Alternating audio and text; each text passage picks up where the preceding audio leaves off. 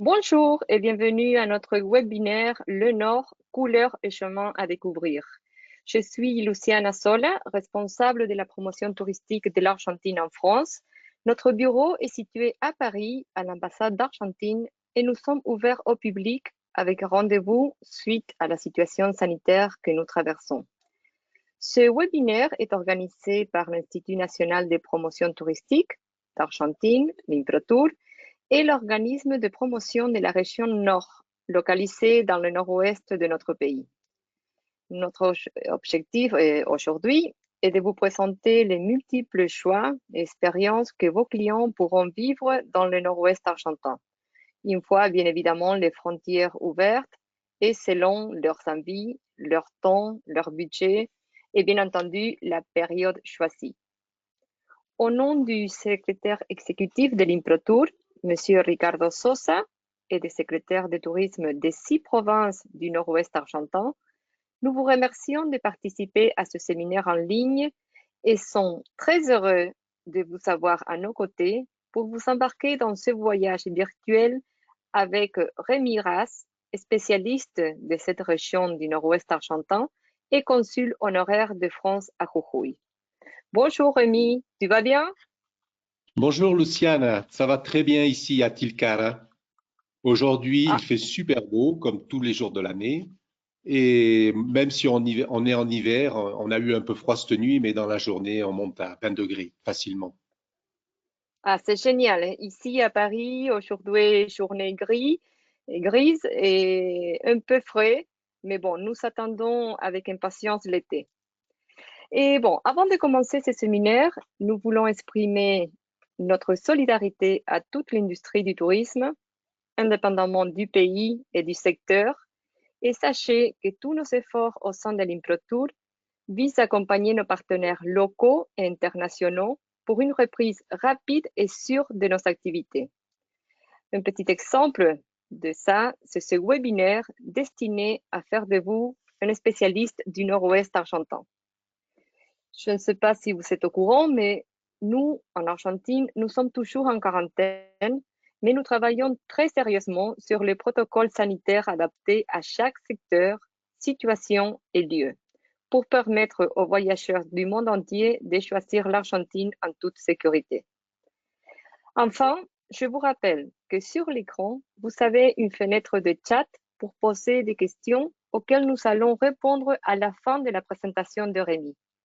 Ce webinaire est enregistré et vous recevrez d'ici quelques heures un lien pour accéder au replay et vous pourrez même le partager avec vos collègues qui n'ont pas pu nous accompagner aujourd'hui. Alors, ne tardons plus à découvrir cette magnifique région argentine. Nous allons commencer avec une vidéo et nous nous retrouvons juste après pour ce voyage virtuel guidé par Rémi. À tout de suite.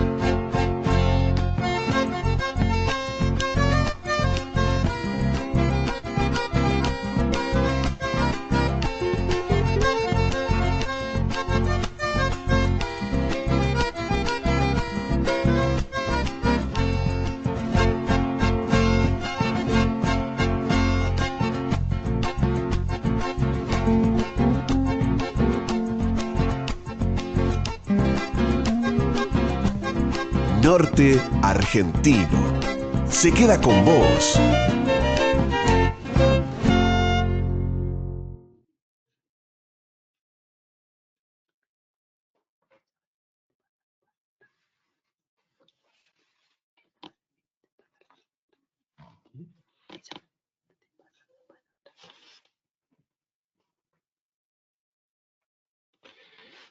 Alors bonjour à tous et bienvenue. Je vous invite dans cette belle région du nord-ouest argentin où je vis depuis plus de 15 ans. Elle me passionne vraiment parce que je crois que c'est une des plus belles régions du monde. Ici, vous allez découvrir des paysages à vous couper le souffle. Des salines blanches, des lacs bleus, la forêt luxuriante. Et vous allez pouvoir visiter cette grande région au rythme de la vie et du silence minéral. Le nord-ouest argentin, c'est une région qui se limite à l'ouest avec le Chili, au nord avec la Bolivie, à l'est avec le Paraguay et d'autres provinces d'Argentine. Sa superficie est quand même de 560 000 km², c'est-à-dire celle de la France, presque 20 fois la Belgique. Et sur ce grand espace, nous avons seulement 5 700 000 habitants, concentrés dans des grandes villes qui sont les capitales provinciales. Alors, les provinces que je vais vous inviter à découvrir sont Jujuy, Salta, Tucumán, Santiago del Estero, Catamarca et La Rioja. Vous avez des super liaisons aériennes avec 7 aéroports, 6 dans les capitales provinciales et un aéroport à Termas de Rio Hondo. Vous avez aussi des vols depuis Buenos Aires, donc, qui font à peu près 1h40 à 2h selon la destination. Alors, le nord, c'est l'aventure. Grâce à sa grande diversité géographique, vous pourrez découvrir plein d'activités touristiques et des milieux naturels très différents.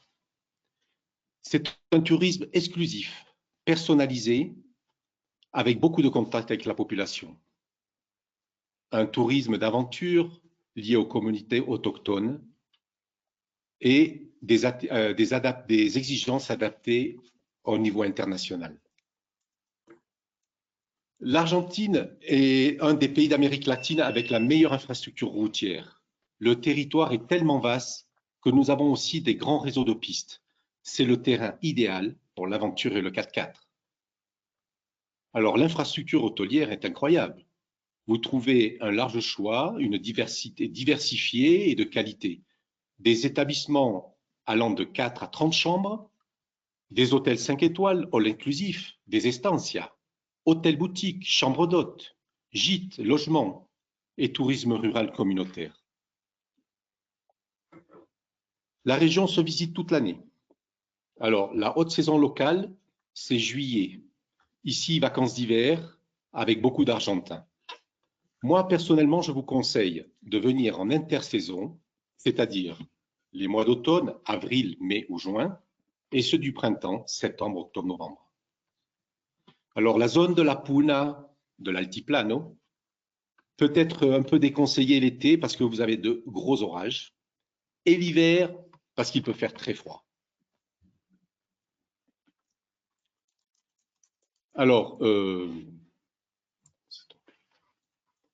avons aussi des connexions internationales avec Mendoza, depuis les villes de Salta, Mendoza, mais aussi dans le sud qui pourront vous accéder à Calafate et Bariloche.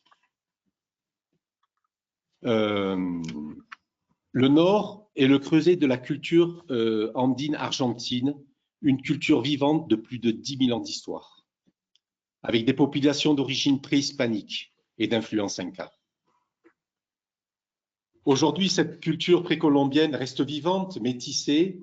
Vous verrez à travers des traditions gastronomiques, c'est une culture ouverte sur le monde et la population vous recevra à bras ouverts.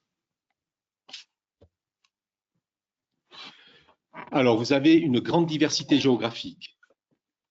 Elle vous offre donc la possibilité de faire beaucoup d'activités touristiques. Vous pouvez faire du sandboard dans les dunes de l'Altiplano, du vélo dans les plaines vertes, du rafting dans les eaux des rivières tumultueuses, du trekking, du running dans la montagne colorée des Yungas, et bien sûr de l'équitation avec des gauchos. Ils vous offriront en fin de journée une super assade, grillade traditionnelle de viande. L'identité du Nord, c'est la culture. Avec 10 000 ans d'histoire et sa population d'origine préhispanique. C'est aussi le berceau de l'histoire argentine, où s'est déroulé des grandes batailles charnières pour l'indépendance du pays. Comme on l'appelle le Norteigne, l'homme du Nord est fier, bien enraciné dans sa culture. C'est un étrange mélange syncrétique de païens et de religieux. Il adore la Vierge, la Pachamama, mais aussi les diables. Le touriste est invité à participer en toute simplicité à des rituels, des processions et des fêtes populaires. Vous pourrez vivre des expériences spirituelles avec des fêtes religieuses mélangées à des rites ancestraux. Ici, c'est la Pachamama, une croyance orale d'origine très ancienne. Sa dimension symbolique est solidement ancrée dans l'inconscient collectif. Elle nous invite à l'attachement de la terre-mère. Alors, plongez-vous dans la gastronomie aussi. Vous avez plein de variétés de nourriture avec une tradition espagnole, européenne, qui a fusé dans des saveurs à des teintes très originales. Vous pouvez manger des maïs frais ou secs, du fromage de chèvre, du charqui, c'est de la viande séchée que l'on utilise réhydratée dans des soupes, des ragoûts, des tamales, des petites papillotes de maïs, des empanadas, c'est des chaussons fourrés à la viande et aux légumes. Alors, bien sûr, nous avons toute cette très bonne gastronomie accompagnée d'excellents vins d'altitude. Alors là, je vais vous faire une petite parenthèse avant de commencer sur la province de Jujuy pour vous parler de la situation du Covid-19. Nous, on pourrait dire ici Covid-20 parce que l'épidémie est arrivée un peu plus tard qu'en Europe, mais maintenant, elle est un peu présente en Argentine. Cependant, le Nord, nous sommes bien préservés. Nous n'avons que 0,5% du total des personnes contaminées dans tout le pays. Environ 300 cas positifs dans toutes ces régions, ce qui correspond très peu en fonction des 70 000 cas enregistrés aujourd'hui en Argentine. Alors, c'est un des pays le moins touchés d'Amérique du Sud. Sachez que l'Argentine a une super, par rapport à l'Amérique latine, une bonne infrastructure hospitalière, une conscience de la santé qui se rapproche un peu de l'Europe. Vous avez des super protocoles sanitaires dans tous les hôtels, dans les restaurants, dans les bars. C'est très exigeant et donc on peut déjà voyager au niveau provincial puisque Salta et Jujuy étaient ouverts au tourisme national, provincial. Alors, nous allons commencer notre voyage dans la province où j'habite, que j'aime le plus, qui s'appelle Jujuy. Et nous allons faire un voyage de Jujuy, Salta, Tucumán et Santiago del Estero.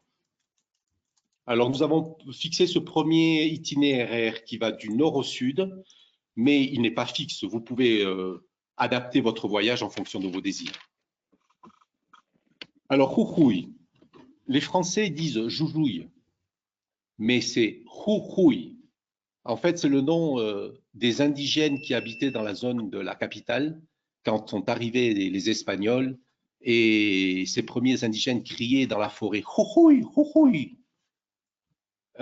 C'est la province la plus au nord de l'Argentine, une très belle destination touristique. On pourrait l'appeler la province des couleurs. On va du vert luxuriant aux montagnes striées d'ocre, aux salines blanches et aux volcans mauves. Vous avez une gamme des plus hautes du monde. La capitale provinciale de San Salvador est posée dans la plaine entre les vallées chaudes du tabac, de la canne à sucre et des Yungas. Derrière elle, au nord, vous avez la panaméricaine qui monte dans la montagne et vous basculez en 1 heure dans la magie minérale de la quebrada d'Humahuaca. Cette fameuse quebrada d'Humahuaca, classée au patrimoine de l'UNESCO, c'est une sierra, une quebrada entre la sierra, une grande fracture géologique où on donne le passage vers la Bolivie, qui est utilisée depuis les Incas. C'est une vallée aride, peuplée de cactus géantes, une porte ouverte sur le monde andin. Depuis 10 000 ans, ici, les hommes façonnent le paysage. Des canaux d'irrigation, des parcelles verdoyantes, saules pleureurs, peupliers, maugers, arbres autochtones. Elle s'étend sur 150 km de long sur la route nationale 9, la panaméricaine. Donc, cette vallée est classée patrimoine naturel, paysage culturel de l'UNESCO. Et il y a différentes villes qui la composent. Vous avez la ville d'Humahuaca, Uquilla, Huacalera, Tilcara, Maimara, Pumamarca, Pumbaja et enfin Volcan. Ici, vous êtes vraiment à l'Argentine des origines, où se mêlent l'amérindien, le métis, l'espagnol et le gaucho. Pour aller dans les Yungas, vous avez des super trekking. Ici, là, sur la photo, vous avez des gens qui marchent sur le chemin de l'Inca, qui est classé au patrimoine de l'UNESCO. Et vous allez descendre à Valle Grande, qui est dans la partie tropicale. Ce circuit peut se faire aussi par Tilcara, et vous redescendez à San Francisco, dans le parc national Calilegua. Les Yungas sont une forêt de montagne, un écosystème d'une grande biodiversité. Entre 400 mètres et 3000 mètres d'altitude sur des flancs montagneux. Vous avez de l'humidité, de la température et un relief qui combine une végétation exubérante. Des gros arbres, des arbres de taille moyenne, des arbustes, des lagnes, des fougères. Ce type de forêt s'appelle la forêt des nuages.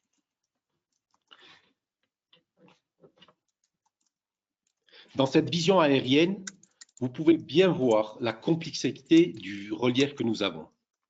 Sur 100 km, nous passons de la frontière du désert de l'Atacama, où il pleut pratiquement jamais, jusqu'à la zone tropicale, où on peut avoir 2 mètres d'eau par an.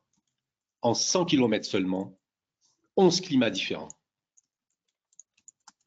Donc, nous vous conseillons 4-5 jours de voyage dans la province de Jujuy, minimum. Et vous pourrez flâner dans les petits villages typiques. Vous avez des super beaux marchés artisanaux et des marchés paysans avec plein de produits du terroir. Bien sûr, dans la quebrada, nous cultivons la vigne. Et si au départ, c'était des vins locaux, depuis quelques années, nous avons des super vins à dimension internationale. Et nous avons un vignoble qui va de 2000 à plus de 3000 mètres d'altitude, avec ce fameux cépage, le Malbec, mais des syrahs dignes d'un côte rôti, du Cabernet Franc, du Petit Verdot et plein d'autres cépages. Ce sont des vins d'exportation avec une reconnaissance internationale.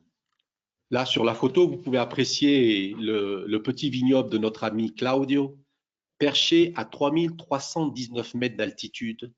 Et pour l'instant, je crois que c'est le plus haut vin du monde.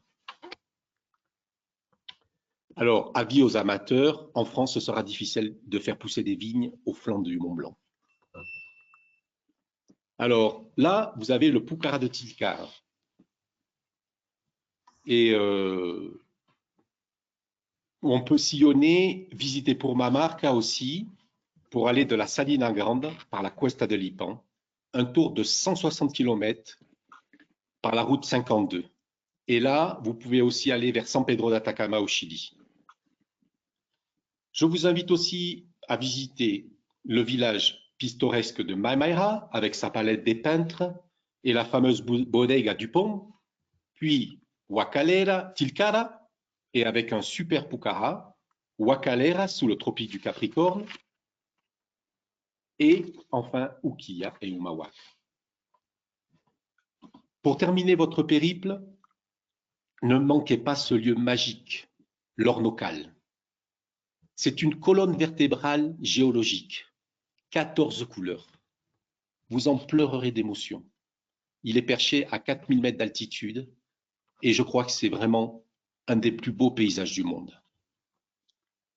Vous avez aussi une autre possibilité, plus au nord, d'aller au village de Javi, un beau petit village de terre à la frontière de la Bolivie, une des premières fondations hispaniques en Argentine. Il y a une très belle petite église et un superbe musée qui vous expliquera toute l'histoire de la région. De Humahuaca, vous pouvez aller aussi par la piste au beau petit village de Iruja. Il appartient à la province de Salta et il faut quand même compter 8 heures aller-retour. Alors, tous ces circuits que je vous présente, on peut les faire en voyage individuel, mais aussi en contactant une agence. Passons un peu aux manifestations culturelles. De février à mars, dans la Quebrada, vous avez le carnaval. C'est la fête de la récolte, un mélange du carnaval occidental avec des fêtes très anciennes où l'homme remerciait la nature pour toute la bonne saison, fin de l'été, qu'ils avaient pu avoir. Le carnaval dure 9 jours. Les gens se déguisent en diable, dansent en farandole dans les virages. Vous pourrez participer à ces fêtes. Vous serez invité à bras ouverts. Vous avez aussi le rituel de la Pachamama, où les gens vous inviteront à participer. Vous avez l'Inti Raymi, qui est la fête du solstice en hiver. Juste, on vient de le faire au mois de juin. Et en août, aussi le mois de la Pachamama.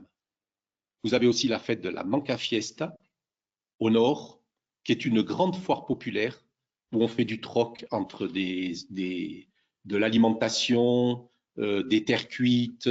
C'est vraiment une des dernières grandes foires ancestrales. Donc là, je vais vous parler d'un tourisme très intéressant, très original, qu'on appelle la caravane de lama. C'est un animal de domestication très ancienne, le lama. Il a 5000 ans d'histoire. C'est un animal docile, facile à dresser, mais il faut suivre son rythme lent. Aujourd'hui, cette pratique ancestrale a trouvé un nouvel élan grâce à une famille qui a une petite agence et qui a formé, en travaillant avec les gens de plusieurs communautés indigènes, à faire des caravanes dans toute la région. C'est vraiment une expérience unique, je vous le conseille, et je crois que c'est très original dans toute l'Amérique latine. Alors, la province de Jujuy offre, grâce à sa géographie, un terrain très propice à la randonnée pédestre. Vous avez les plaines verdoyantes, vous avez les hauts sommets andins et tout un étage d'écosystèmes avec une variété de faune et de flore incroyable. Vous avez des randonnées qui vont de quelques heures à des grands circuits de plusieurs jours. C'est, avec le Tibet, un des meilleurs endroits pour le trek dans le monde.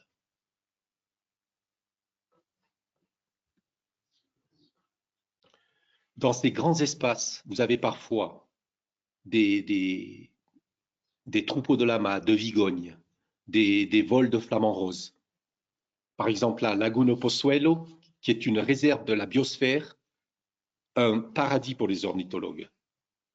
Sur la route 40, vous traverserez les villages perdus mais chaleureux de Susques, Cusicusi, Paicón, San Juan de Oro. Une petite route magnifique où l'on trouve des fois des chapelles du XVIIe siècle. Je vous conseille, comme je vous l'ai déjà dit, de faire ce voyage en 4x4 ou avec une agence. L'incontournable de Jujuy, c'est la Salina Grande. Alors, vous partez de Pumamarca par la Cuesta del Ipan et vous arrivez dans ce grand désert de sel qui est de 12 000 hectares, cerné par le volcan Chani à 6 000 mètres d'altitude. Une vision lunaire avec des magies de lumière qui vous resteront marquées à la vue. Pardon, Rémi, écoute-moi. Et on vient de Oui, recevoir justement une question sur les salinas grandes, les grandes salines. oui. Et, tu disais on peut les visiter à partir de Purmamarca. Alors, nous avons ici une amie qui demande, Sabrina, qui demande à combien d'heures de route de Purmamarca se trouve Salinas Grandes et quel type de véhicule doit Alors, avoir le voyageur. donc pour la saline, vous pouvez prendre soit il y a beaucoup d'agences qui vous le proposent à Pumamarca, même des taxis partagés, comme on dit. C'est à peu près, c'est 80 km, aller-retour, calculer la demi-journée, 4-5 Ok, heures. C'est une route, comme c'est la route qui vous amène jusqu'au Chili, c'est une très belle route goudronnée. On peut le faire en voiture de location. On n'est pas obligé d'avoir un 4x4. Voilà. ok, super, merci. Merci pour la question. N'hésitez pas, hein. Oui, c'est ça. S'il y a Euh, des questions qui ouais. arrivent Donc, juste au moment que tu es en dans la train, saline, vous avez le circuit, un circuit aussi à base communautaire qu'on appelle Espejo des Salles, où on vous invite à visiter des peintures rupestres, par exemple, et à aussi déguster la cuisine locale, même à dormir sur place. Logement rustique, mais super expérience à faire. ok, Alors, merci. voilà. Donc, pour la saline, il y a beaucoup d'options, hein. Il y a aussi, nous avons aussi donc l'option des hauts sommets, là, le Chani, à 6000 mètres d'altitude. Mais là aussi, je conseille 100% de passer par des agences régionales, locales, qui vous emmèneront avec des guides formés sur le terrain. Mais ce sont des mini-expéditions puisqu'il faut faire de l'acclimatation. Et parce que 6000 mètres dans les Andes, c'est presque 7000 dans l'Himalaya.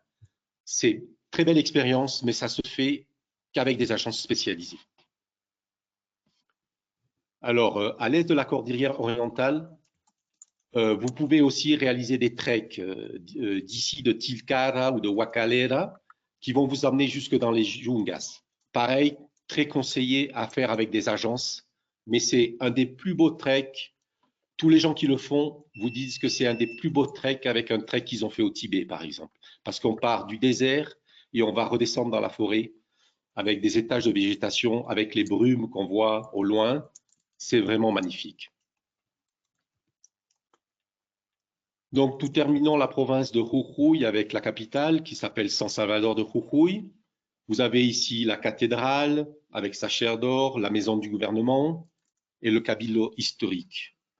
Proche de la ville, vous avez aussi les Termas de Reyes qui sont des super eaux thermales avec un très bon hôtel.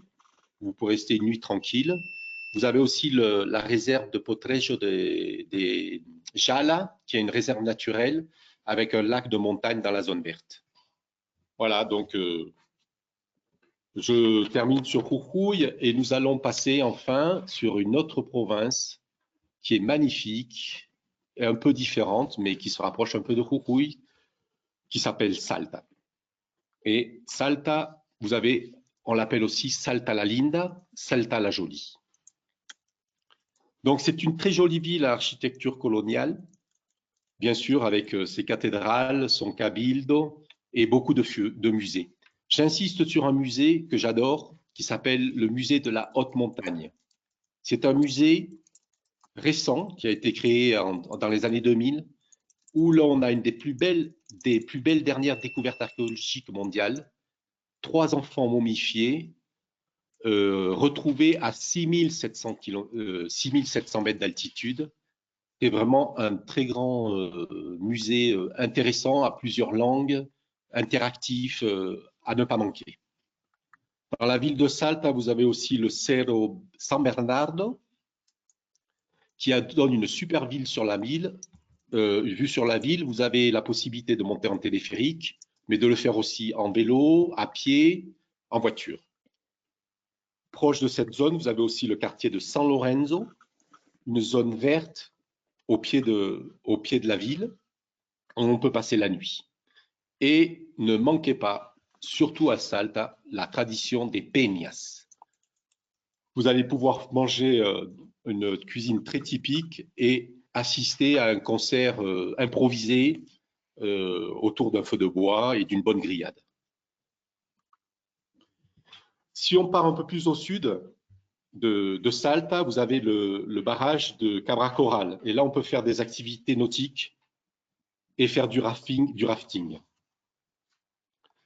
Alors, le premier grand circuit de Salta, c'est le train des nuages.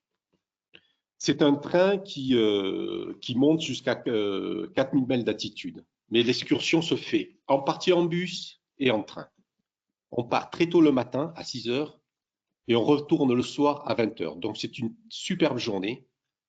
Le bus, au début, circule sur à côté de l'ancienne voie ferrée.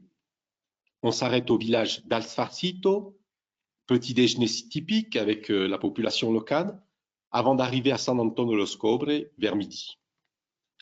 De là, on prend le train sur 20 km jusqu'au viaduc de la Polvoricha, une œuvre magistrale de notre cher Gustave Eiffel. Perché à 4200 mètres d'altitude, là vraiment, vous toucherez le ciel avec vos mains.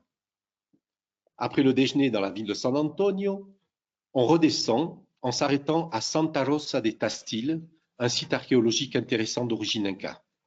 Et le soir, vous arriverez fatigué mais émerveillé pour terminer votre soirée à Salta. Alors, vous avez une autre alternative. Depuis San Antonio, avec 8 heures de piste, allez à Tolar Grande, un voyage sur Mars. On traverse pendant des kilomètres des dunes de sable et je vous conseille de rester au moins 2-3 jours. Vous avez des petits logements locaux, vous pouvez le faire aussi par agence et vous découvrirez le Condarita, qui est une pyramide naturelle. Ojo de Mar, ce sont des petites lagunes avec des algues bleues qui seraient l'origine de la vie sur Terre. Ce voyage, vous pouvez même le continuer plus au sud, tout dans la cordillère, par Antofagasta de la Sierra, encore 8 heures, mais ça, on en reparlera quand on présentera la province de Catamarca. Alors, comme pour Jujuy, n'oubliez pas que cette région est conseillée pour l'automne et le printemps, surtout dans la Puna, où il peut faire froid l'hiver et des orages en été. Contactez pour faire ces grands voyages une agence de voyage sur place. Bon, maintenant nous partons sur les vallées Calchaquí. Ce sont des grandes vallées qui vont de Cachi jusqu'à Cafayate. Et là, nous suivrons la route 40. Là, vous allez passer par la route qui monte de Salta, par la Cuesta del Obispo, à 3200 mètres d'altitude. Une super entre piste et route, une très très belle route. Vous traversez ensuite le parc de Los Cardones, qui est un parc national avec plusieurs milliers de cactus géants. Et enfin, vous arrivez au petit village que j'adore, qui est Cachi. Là, alors, pour donner des temps, vous avez à peu près 4 heures de route. Aller, 4 heures de route retour. Donc, je vous conseille, si vous pouvez, de dormir à Cachi. C'est vraiment un village typique qui est très bien préservé et au pied du Grand Nevado Chani. Alors, Cachi vous offre aussi une belle église, un très beau musée et quelques sites archéologiques tout autour du village. Vous avez aussi Cachi Adentro, qui est une piste de 17 km. Vous allez ce circuit passe dans toutes des petites propriétés, des petits vignobles au pied de la grande montagne du Nevado. Après cela, le lendemain, vous pouvez repartir sur la route mythique, la route 40, appelée aussi route des vins. En continuant vers le sud, vous pourrez visiter Seclantas avec ses ponchos salteños, Molino, l'Estancia Colomé, qui est une super bodega d'altitude de 100 hectares avec un vin biodynamique. Alors, nous continuons aussi sur Angastaco et n'oubliez pas San Carlos, où vous pourrez apprécier une bière, une des meilleures bières en Argentine, faite par un Belge. Mais elle est très, très bonne. Alors, c'est toujours des paysages incroyables, avec des églises, des artisans, des vignobles et une super culture locale et du tourisme indigène. Nous arrivons Justement, enfin. et pardon et que je t'interrompe, Rémi. Oui, Justement, nous avons reçu une question par rapport au réseau de logement chez l'habitant dans la région.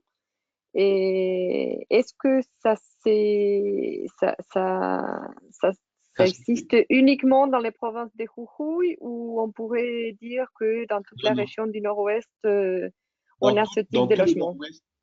Oui, oui, dans tout le nord-ouest, on trouve du logement chez l'habitant, surtout dans des zones, surtout dans les zones plus isolées. Des fois, l'hôtel, c'est un logement chez l'habitant. Par exemple, quand je vous parlais de Seclantas, il y a possibilité d'aller à l'hôtel, mais vous avez aussi beaucoup de personnes. Alors ça, vous demandez en général, quand vous arrivez, vous demandez, si vous voulez vous loger chez l'habitant, vous demandez dans le village et il y a quelqu'un qui va vous proposer une chambre et vous allez pouvoir même partager un repas avec lui. Ok, Voilà, et ça se fait très sinon, souvent. si on veut, en fait, si un agent de voyage ou, Il y a des voudrait réseaux, hein, les organiser agences ça, de salles, par exemple, oui, connaissent bien tous les. Ils vous donneront des adresses. ok, très Hein. bien. Et Il y même a pour aussi le ceux qui réseau sont, Airbnb, hein, oui, et même pour ceux qui qui sont très intéressés, et ils peuvent nous contacter par mail et nous allons vous adresser la liste des contacts pour les logements chez l'habitant. voilà. Merci. Tu peux continuer. Excuse-moi de t'avoir interrompu. Mais bon, la question venait juste de tomber. Donc, en fait, le Cafajat, c'est vraiment le centre un peu de ces magiques Calchaki. Vous avez quelques milliers d'hectares de vignes et vous pouvez faire des super dégustations dans tous les vignobles. Alors, vous avez des dégustations genre à Piatelli, haut de gamme, super restaurant, 150 hectares, vue sur la vallée, mais vous pouvez aller aussi chez un tout petit producteur de 2-3 hectares et qui va vous faire déguster ce qu'on appelle un petit vin pateros. Donc, vous avez une grande gamme pour les gens qui aiment le tourisme plus de luxe ou le tourisme bien local. Vous avez vraiment une super gamme de vins. Et franchement, les vins de Salta, de Cafajat, sont un des meilleurs d'Argentine. Vous avez ici une super variété qu'on appelle le Torontes. Et les Argentins de cette région disent que c'est un cépage qui a été créé dans cette zone. Mais on a aussi, comme je vous disais pour Jujuy, le Malbec, qui est le fameux vin rouge argentin, le Cabernet Sauvignon, le Petit Verdot, la Syrah. On a plein de cépages et vraiment les vins de Cafajat sont de très bonne qualité. Euh, donc, Salta favorise les échanges culturels avec l'habitant. Donc là, on parlait des réseaux justement que vous demandiez.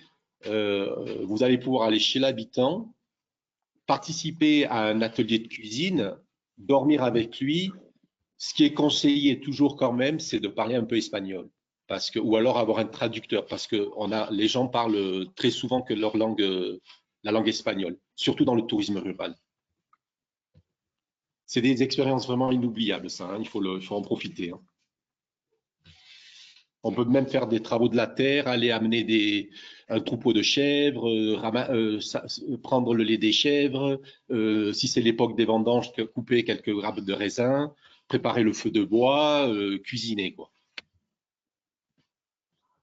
Donc, la province de Salta vous offre un tourisme comme Jujuy, hein, de l'aridité jusqu'à la forêt tropicale. C'est vraiment des sensations très fortes et vous ferez partie du spectacle naturel. Vous avez le tourisme d'aventure qui est plus spécialisé sur Salta parce qu'on peut faire aussi du rafting, par exemple, du VTT, du 4x4, de l'escalade. Ils ont de très bonnes petites agences si vous voulez faire du tourisme bien spécialisé. Piste cyclable sur l'arrêt Tactintin, là, qui fait 12 km de long. Donc voilà, vous avez, j'ai oublié de vous dire, mais il y a quand même 3 parcs nationaux à Salta qui sont le Baritou, Los Cardón et El Rey. Voilà, donc nous arrivons maintenant sur la province de Tucumán. Plus petite province, mais qui a vraiment une grande variété aussi de paysages et d'offres touristiques. Vous avez un climat un peu plus chaud et plus humide qu'à Jujuy et Salta. Et la ville de Tucumán est dans une zone agricole où on fait de la canne à sucre, du tabac, des agrumes, mais aussi dans les montagnes de la vigne. Elle est caractérisée par ce site sacré des Quilmes, qui est un grand site archéologique, un des plus beaux du Nord, où ce qui est très intéressant, c'est que vous serez reçu par la population autochtone qui vous fait la visite. Et je trouve que c'est émouvant, mélancolique, mais très fort. Pourquoi? Parce que l'histoire des Quilmes en Argentine, c'est un peu une histoire qui est liée à l'histoire de l'Argentine et c'est eux qui vous feront vivre l'histoire de leurs ancêtres. Et c'est un peu une tragédie de ces Indiens qu'on a appris à exiler sur Buenos Aires. Mais franchement, c'est un site archéologique incontournable. Vous avez un beau musée avec un site multimédia très intéressant. Bien sûr, comme dans tout le NOA, vous avez la route des vins et spécialement à Aymacha del Valle, vous avez une cave communautaire. C'est une des rares qu'il y en a dans le Nord. Vous avez aussi le musée de la Pachamama, que j'adore parce que c'est un artiste autochtone, autodidacte, qui a créé ce super musée et qui s'est fait mondialement reconnaître pour ses tapis, ses designs. Il fait du design sur les tapis qui vend dans le monde entier. En février, à Aymacha del Valle, vous avez le festival de la Pachamama, où les gens vous invitent à bras ouverts. Hein. Plus au nord, donc non, un peu plus vers l'est, on arrive à Tafí del Valle. C'est un peu en zone entre le sec et l'humide. C'est des grandes prairies et un observatoire avec l'observatoire, excusez-moi, astronomique de Ampimpa, où on peut faire des visites de nuit. Tafí del Valle est perché à 2000 mètres d'altitude, avec où les habitants de Tucumán, de la ville de Tucumán, montent à la fraîcheur en été. Vous pouvez faire des super balades à cheval, profiter de la production, une production de fromage entre un peu un fromage mi-chèvre et mi-vache, très bon. D'ailleurs, on a le festival du fromage en février. Vous avez aussi le musée des Jésuites, des sites archéologiques des menhirs, de la ville d'El Mojar, le chemin des artisans, et on peut faire aussi des activités nautiques sur le lac Langostura. Pour redescendre à San Miguel de Tucumán, on prend la route d'une corniche qui dure environ 3 heures en passant par les Yungas et on change radicalement de paysage pour arriver enfin dans la ville. Alors, la ville de Tucumán est l'une des plus belles villes de la région. Vous pourrez visiter la maison historique, le berceau de l'indépendance de l'Argentine, avec un spectacle multimédia la nuit, la cathédrale et d'autres temples religieux, dont le musée de l'industrie du sucre. La ville a une super activité nocturne, une gastronomie de qualité et un grand éventail d'hébergements de toutes catégories. Donc, passons maintenant à Santiago del Estero. On va un peu plus à l'est. C'est une plaine chaude, mais beaucoup plus sèche que Tucumán. Les Santiagueños sont fiers parce qu'ils disent que c'est le berceau du folklore argentin avec les fameuses chacareras. Vous avez la ville thermale Termas de Rio Hondo. Elle est située sur une nappe aquifère de 14 couches d'eau minérale médicinale. Vous avez des super logements. Chaque logement a de l'eau thermale dans les chambres et vous avez le choix d'hôtels haut de gamme et chez le local aussi. Santiago del Estero, c'est la capitale de la province. On l'appelle aussi la mère des villes parce que de Santiago sont partis beaucoup d'expéditions pour créer les autres villes de l'Argentine. On vous propose un circuit avec des compétitions internationales, la MotoGP, le musée de l'automobile, un parcours de golf, un circuit sportif, le front dock où se déroulent des courses comme le Powerboat. Et vous avez aussi le Tara Inti, un circuit de pêche sportive.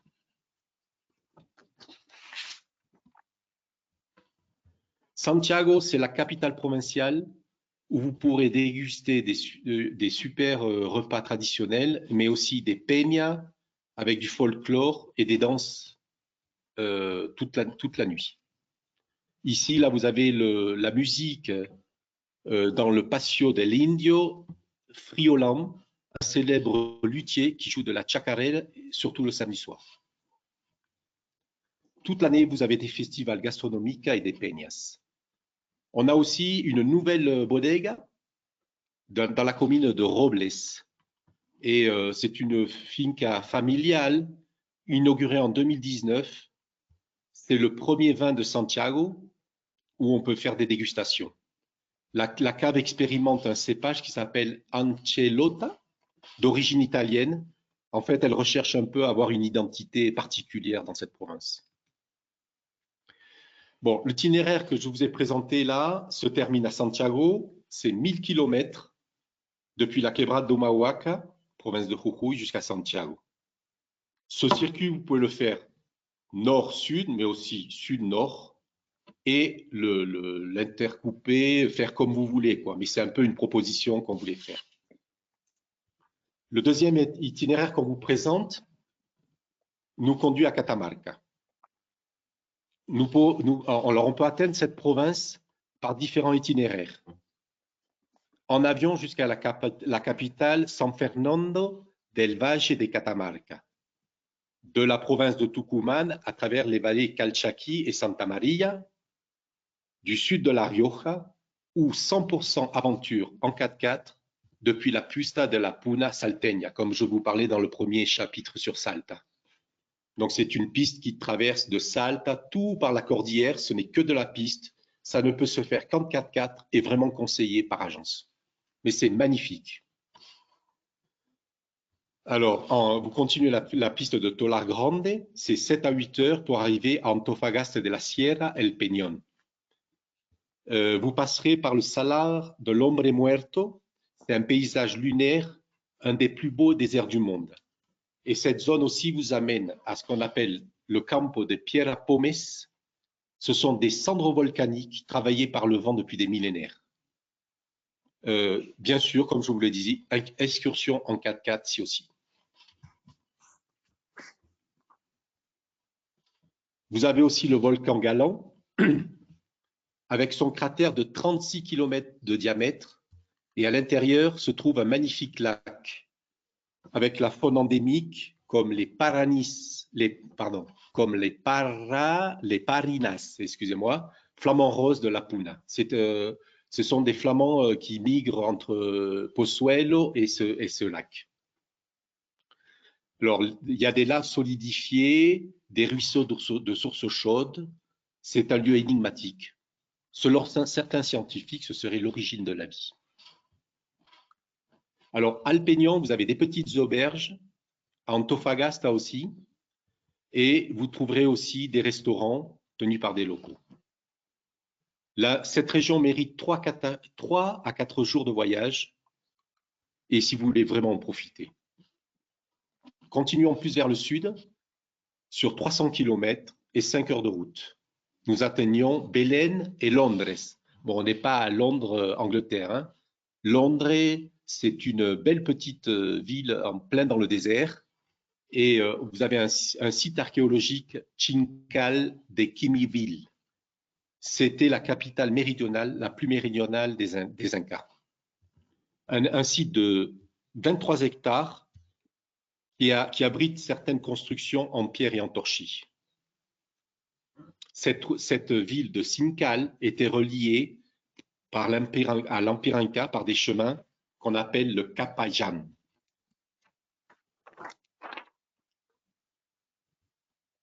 Alors, nous continuons cet itinéraire vers le sud par la route 40 en passant par Tinogasta et Fiambala. Ces deux villes, distantes de 50 km l'une de l'autre, font partie de la route de l'adobe, excusez-moi, l'adobe, c'est les briques en terre, la route des vins et de l'olive, parce que là, on a aussi une grande production d'oliviers. On fait de l'huile d'ailleurs biologique. Vous traverserez donc beaucoup de chapelles, comme cette photo, en torchis, qui peuvent avoir plusieurs siècles. Près de Fiambala, vous pouvez vous détendre dans des sources chaudes avec des piscines naturelles taillées dans la montagne qui donnent une super vue sur la vallée. C'est pour moi les plus belles thermes d'Argentine. Donc toute cette zone que nous avons traversée nous amène aussi au Paso de San Francisco, sur la route 60, qui va aussi sur le Chili. Ce chemin incroyable vous emmène dans la zone qu'on appelle les célèbres 6000. 14 montagnes à plus de 6000 mètres d'altitude, comme Ojo del Salado, Pisis, Incahuasi. C'est vraiment une des zones les plus recherchées par les andinistes, par les gens qui aiment la montagne dans le monde entier, parce qu'avoir 14-6000, c'est rare. Nous arrivons enfin dans la Rioja, une province connue pour ses vins et le fameux parc national de Talampaya.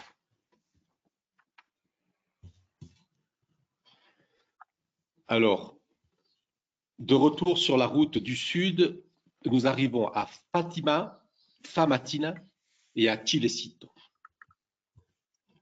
Alors, cette zone s'est développée pour l'extraction de l'or, d'abord par les Diaguitas, qui étaient des tribus indigènes, les Incas et enfin les colons jusqu'au siècle dernier. Aujourd'hui, les mines sont abandonnées, mais on peut faire une visite en 4x4 et c'est très, très intéressant. C'est également une zone viticole où se produit le Torrontés de la Rioja, très fameux. Nous continuons vers l'ouest à travers la magnifique route de la Cuesta de Miranda à Villa Unión. De cette ville, des excursions d'une journée partent vers les Andes en véhicule 4x4 pour atteindre les lieux uniques de la couronne des Incas et la Laguna Brava. À Villa Unión, vous trouvez de très bons hébergements et vous pouvez accéder au fameux parc de Talampaya. C'est un parc qui a été déclaré patrimoine mondial de l'UNESCO. C'est vraiment le Grand Canyon argentin. Alors, vous avez plusieurs activités dans ce parc, soit avec des guides locaux qui sont bien encadrés, et ce qui permet de préserver le site archéologique et géologique. On peut aussi découvrir des fossiles de dinosaures et des pétroglyphes.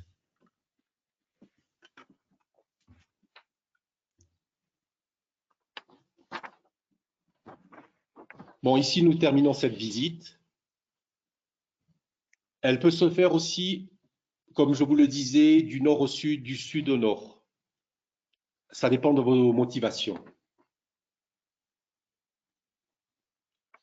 Je vous remercie de votre attention et je vous invite vraiment de tout mon cœur à venir découvrir cette belle région qu'est le nord-ouest argentin. J'y vis depuis 15 ans et je me suis jamais... je découvre tous les jours de nouveaux endroits. C'est un lieu magnifique. Merci.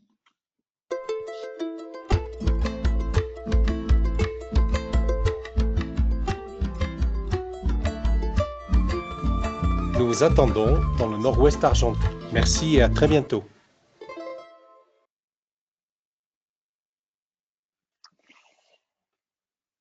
Alors, quel magnifique voyage, n'est-ce pas? Merci Rémi et merci à toutes les équipes des provinces du nord-ouest argentin pour nous avoir émerveillés avec ces paysages, les traditions, la gastronomie. Je ne sais pas pour vous, mais moi, personnellement, j'ai hâte de retourner dans cette région haute en couleurs et tellement riche du point de vue culturel. Alors, bon, quelques questions, nous avons pu les poser pendant la présentation de Rémi et nous en avons reçu d'autres et assez nombreuses. Et ça veut dire que la région intéresse toujours aux professionnels du tourisme français.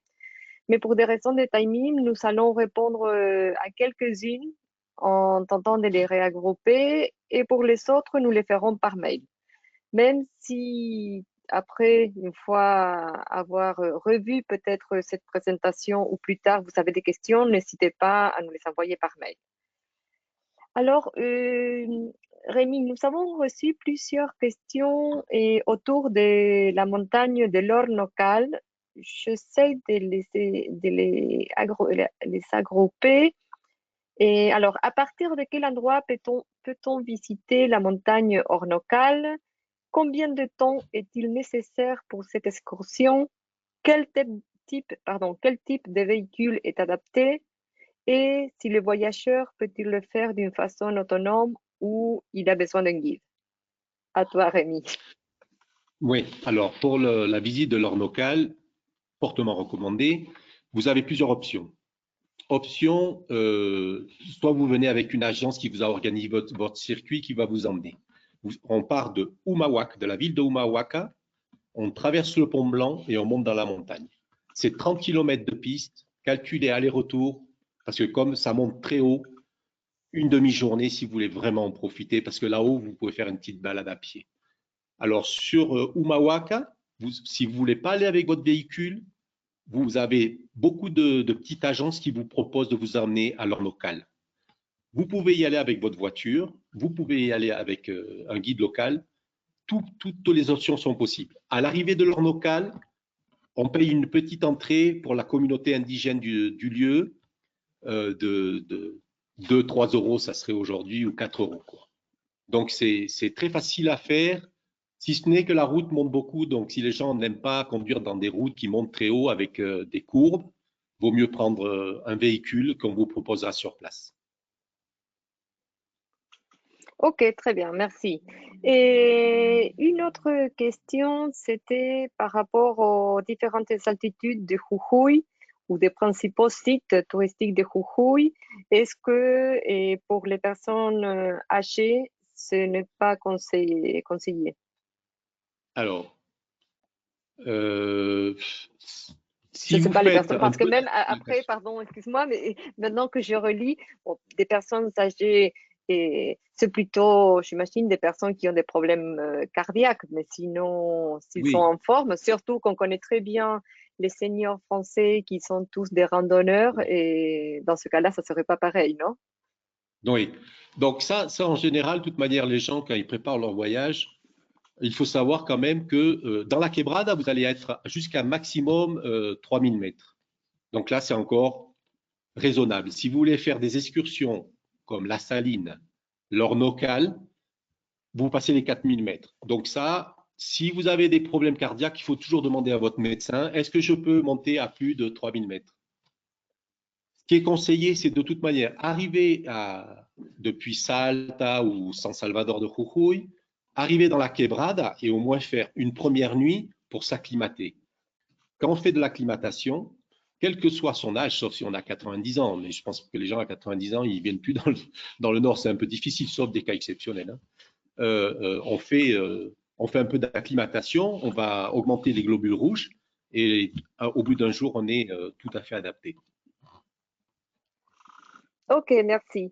Bon, merci Rémi. Eh bien, nous allons devoir donner fin à ce séminaire et pour des raisons de temps. Et nous sommes ravis d'avoir partagé ce temps avec vous. Et n'hésitez surtout pas à revenir vers nous pour des questions ou des renseignements complémentaires. Sachez que sur notre app de contenu que vous pouvez voir ici sur la plaque ou sinon sur notre site argentina.travel, vous allez trouver de nombreux et variés contenus digital pour utiliser en toute liberté et gratuitement.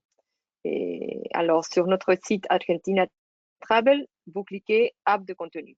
Merci encore de votre temps et de votre participation et nous vous disons à très bientôt dans le nord-ouest argentin. Merci Rémi. Merci.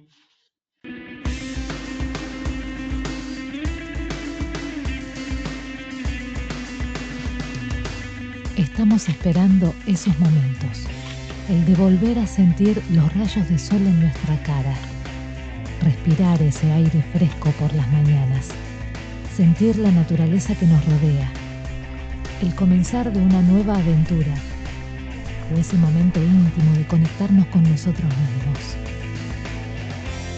Volver a brindar con amigos y bailar con desconocidos. Esperamos en casa, de norte a sur, de este a oeste, en cada rincón de Argentina. Esperamos que vuelvas al fin del mundo. O quizás al principio de todo. Viaja desde tu casa.